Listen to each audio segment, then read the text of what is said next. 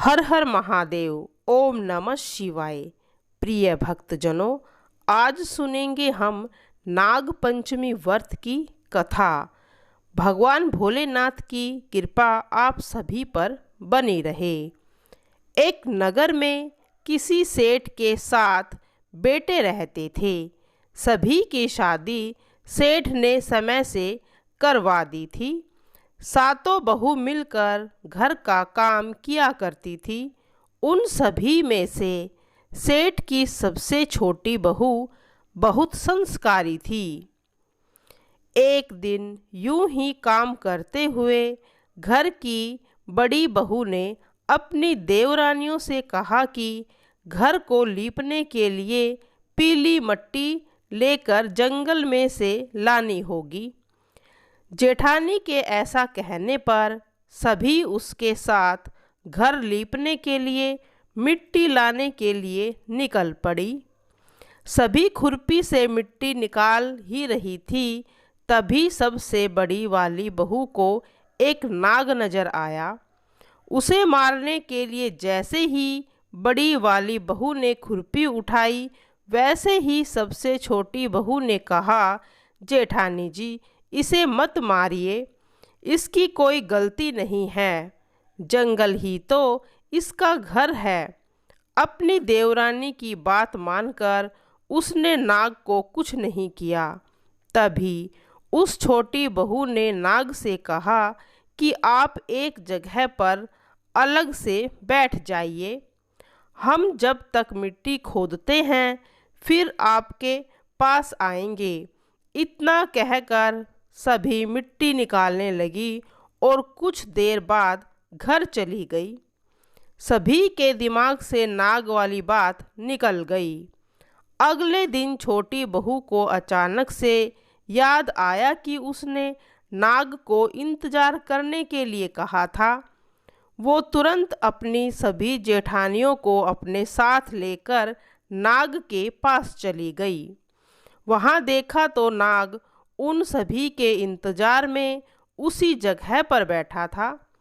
नाग को देखते ही छोटी बहू ने बड़े प्यार से कहा, भैया, कल हम लोग आपके पास आना भूल गए थे, उस बात के लिए आप हमें माफ़ कर दीजिएगा। जवाब में नाग बोला, तुमने मुझे अपना भाई कहा है, इसलिए मैं तुम्हें दंड नहीं दे रहा हूँ, नहीं तो अब तक मैं तुम्हें डस चुका होता।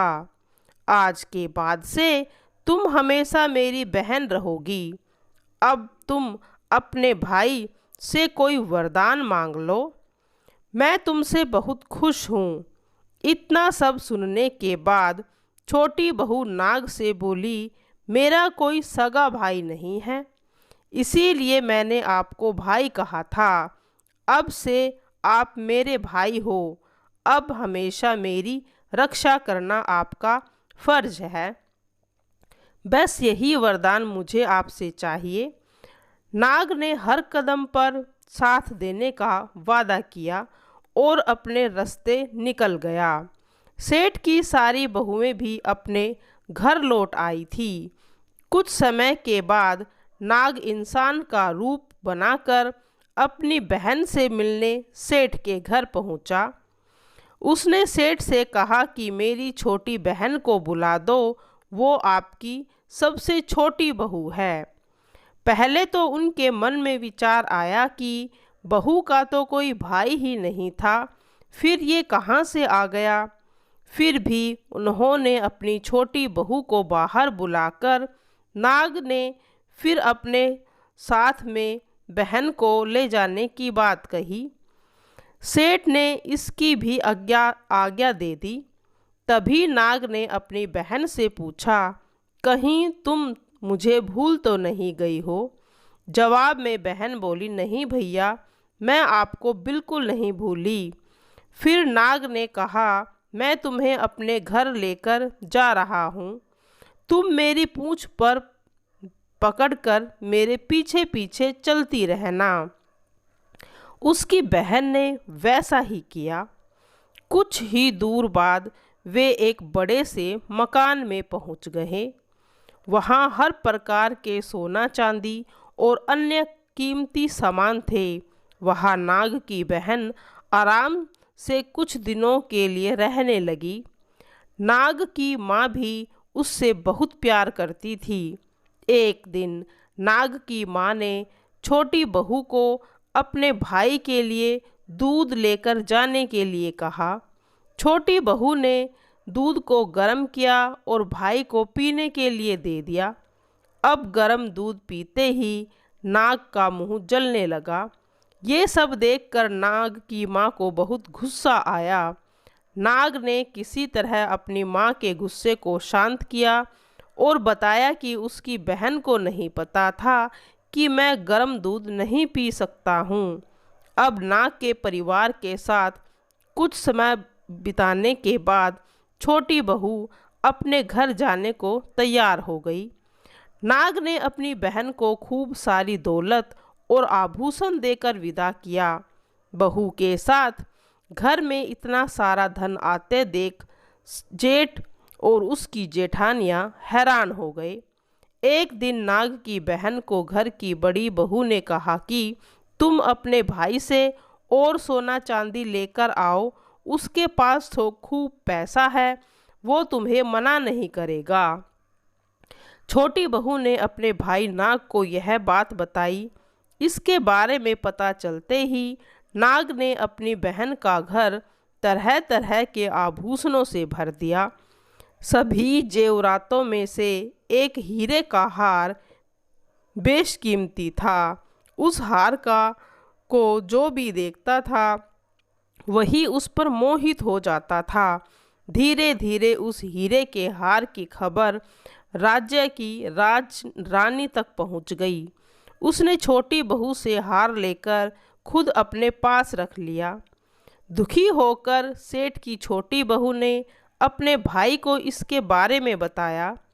गुस्से में उसके भाई नाग ने रानी के गले के हीरे के हार को नाग बना दिया, जिसे डरकर रानी ने एकदम हार अपने गले से उतारा और सेठ की छोटी बहू को महल में बुलाया। उसके महल में पहुंचते ही रानी ने छोटी बहू को बताया कि कैसे हार उसके गले में नाग बन गया था और इससे उसकी वजह पूछने लगी। तब सेठ की छोटी बहू ने बताया कि नाग भाई ने यह हार उसे पहनने के लिए दिया था। इसे कोई दूसरा इंसान अपने गले में डालेगा तो यह हार नाग का रूप ले लेगा। तब उसकी बहन से ये बात सुनकर रानी ने उसको यह हार दे दिया था। इतना सब होने के बाद रानी ने सेठ की छोटी बहू को कुछ सोने की मुद्राएं देकर महल से विदा कर दिया। अब सेठ की छोटी बहू घर में सोने के सिक्के लेकर पहुंची। यह सब देखकर सेठ की बड़ी बहू जलने लगी। उसने सोचा क्यों न ऐसा कुछ किया जाए जिससे देवरानी परेशान हो जाए। उसने अपने देवर से पूछा कि तुम्हारी पत्नी को इतने आभूषण धन ये सब कैसे मिल रहा है? तुम्हें उस पर ध्यान देना चाहिए। यूं ही किसी को इतना सारा धन जेवरात सोने के सिक्के कोई नहीं देता। पता करो कि आखिर क्या मामला है। भाभी से अपनी पत्नी के बारे में इतना सब कुछ सुनने के बाद उसके मन में अपनी पत्नी के प्रति शक पैदा हो गया। उसकी हर बात को शक भरी नज़रों से देखने लगा। एक दिन इस बारे में उसने अपनी पत्नी से बात की। खुद के लिए अपने पति से ऐसे शब्दों को सुनने के बाद वो दुखी हो गई। उसने सीधे अपने नाग भाई से मुलाकात की और पति द्वारा कही गई सारी बातों को बता दिया।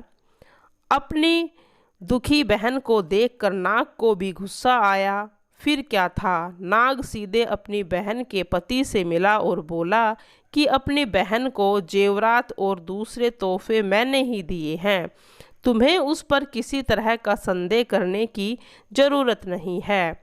वो तो बहुत अच्छी है और अगर आगे से कभी भी तुमने उस पर गलत बात की या शक किया तो मैं तुम्हें जिंदा खा जाऊंगा। नाग से ये सब सुनने के बाद सेठ के बेटे ने उससे माफ़ी मांगी और कहा कि आज के बाद से मैं ऐसी बात बिल्कुल नहीं करूँगा। आप मेरे ऊपर गुस्सा मत कीजिए, मैं आपकी बहन को किसी तरह का दुख नहीं दूंगा। इतना कहकर वो सीधे घर गया और अपनी पत्नी से माफ़ी मांगी। उसके बाद दोनों खुशी खुशी रहने लगे। इस तरह सेठ की छोटी बहू हर तरह की मुसीबत में अपने भाई को याद करती और उसकी परेशानी को वह दूर कर देता था। इस तरह नाग पंचमी का त्योहार शुरू हुआ और सभी महिलाएं नाग को दूध पिलाती हैं, अपने भाई के रूप में पूजती हैं।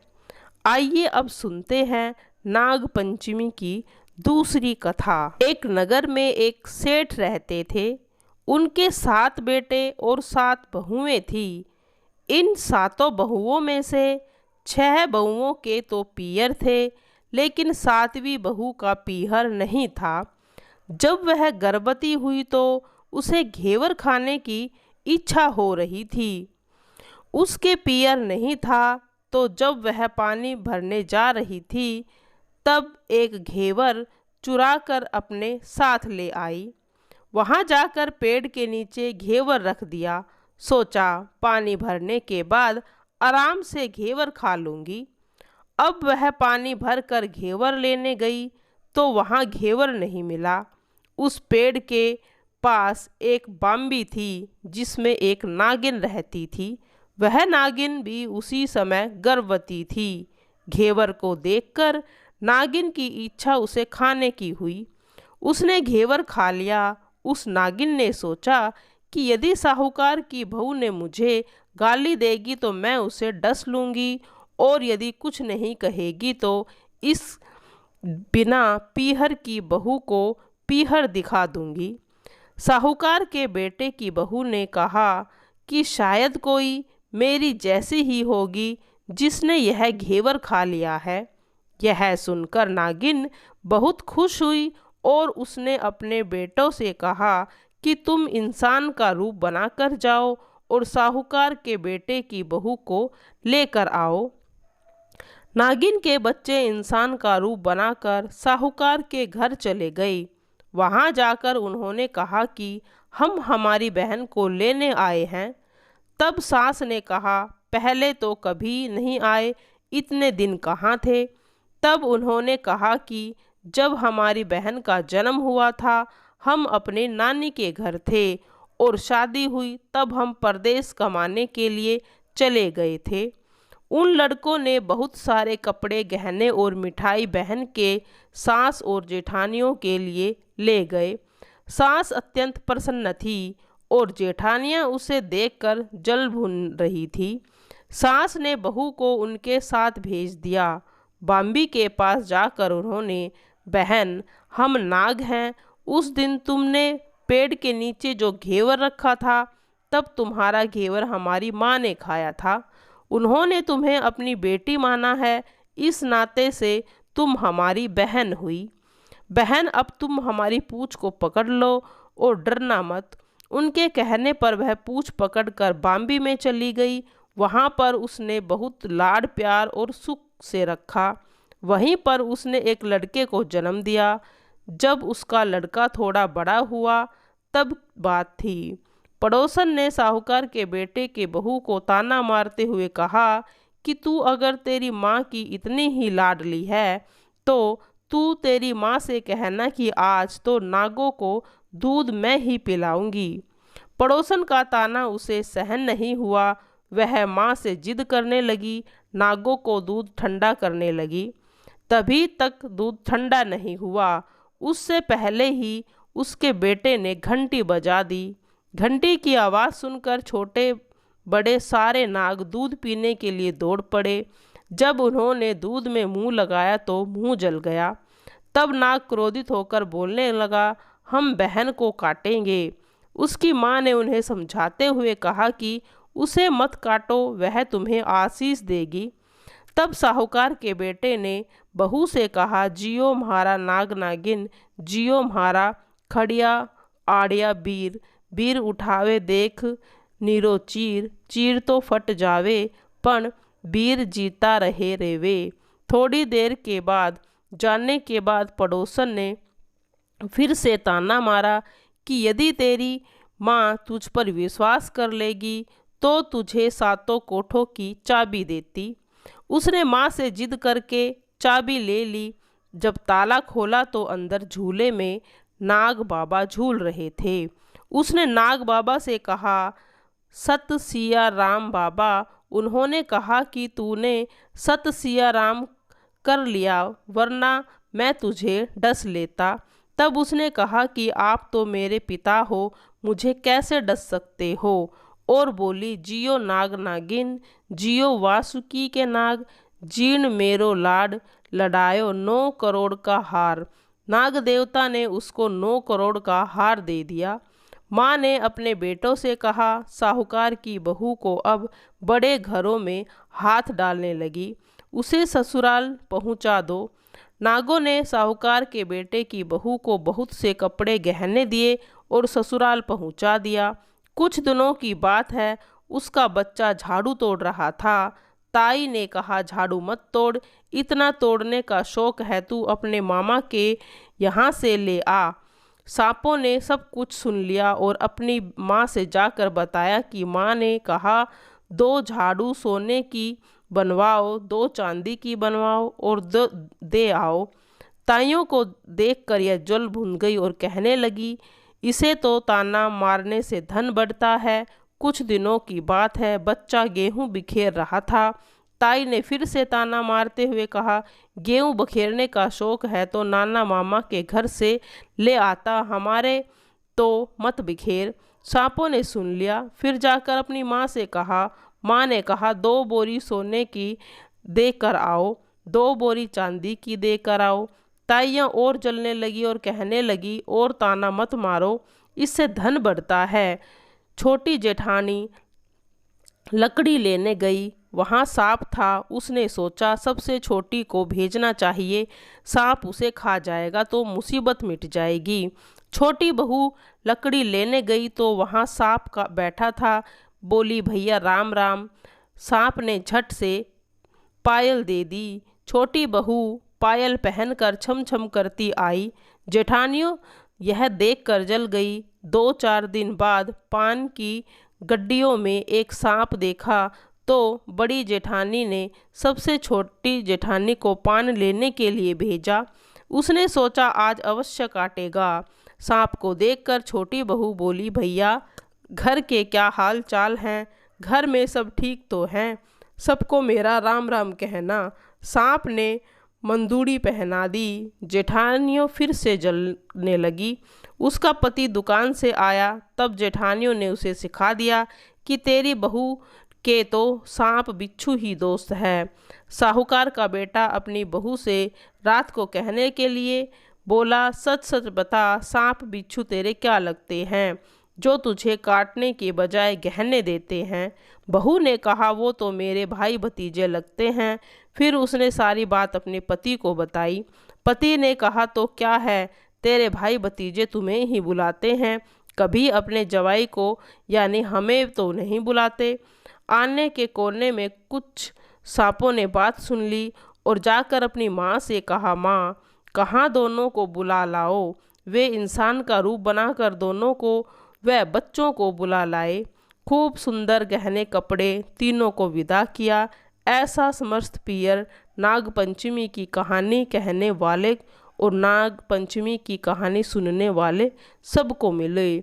जैसे अनपीहर हो पहले रही थी, किसी को भी न रखे।